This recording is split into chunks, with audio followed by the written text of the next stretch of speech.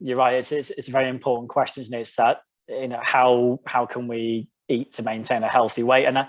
And I'll sort of, before I get into intermittent fasting specifically, I'll probably loop back round to this idea in a moment. But I think it's worth stressing that when it comes to what kind of dietary approach you should really be taking for healthy weight loss, we are of course all different as individuals. And so I think the most important thing is really trying to find an approach that works best for you, that fits with your lifestyle, and that you feel that you're able to maintain the best in the long term, because it's therefore of course more likely that you'll see healthy, sustainable weight loss.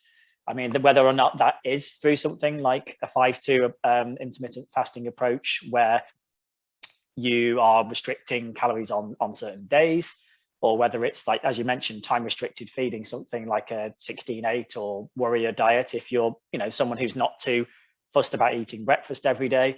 But there are other approaches as well, of course. There is a more, well, traditional, if you like, lower calorie or lower fat diet.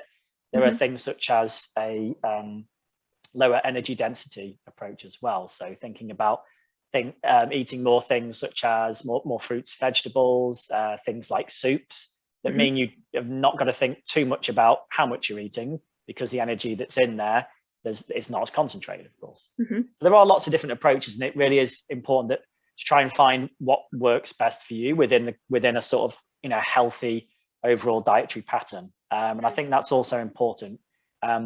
If you're trying to take a new dieting approach, it's of course important to remember that if you're restricting what you eat at certain times, then it's important to remember healthy eating at the other times as well, when you're not either fasting or restricting the number of calories that you're having. Yeah, so it doesn't mean blow it out on the days when you're normal eating, as it were, in inverted commas.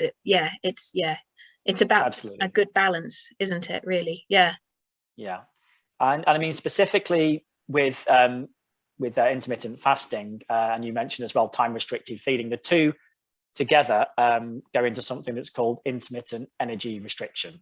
So that's either, as you mentioned, either it's restricting like a 5-2 style, where you might fast on certain days, or things such as the warrior diet, 16-8 diet, where you are restricting at certain times of day, but then eating more for example, in the evening, a larger meal. And well, what some of the research that we have so far on this in terms of trials shows is that yes, the intermittent fasting approach, such as a 5-2, does appear that yes, it can be effective, and it might even be more effective in the shorter term than things such as a continuous energy restriction.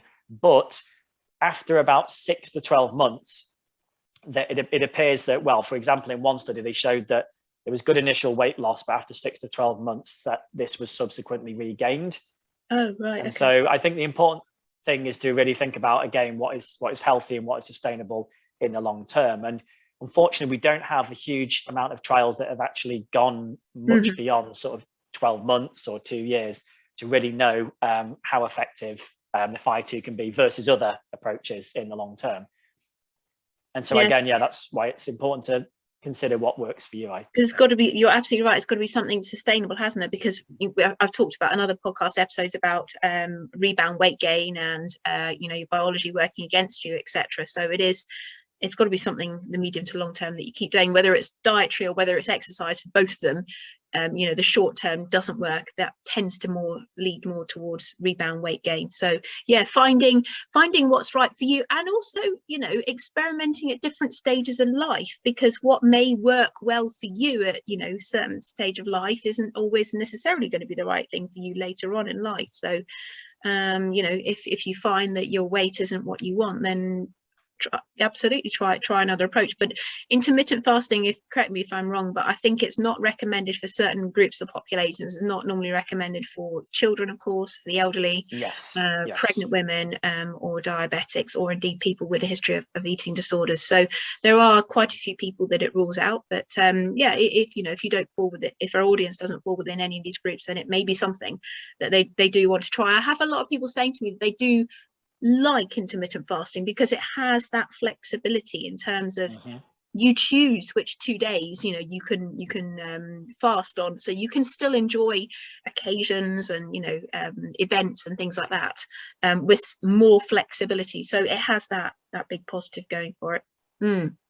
Yeah, definitely. Yeah, but I think still good then as well. You got to think about the balance of what you're eating as well, those other times as much as possible.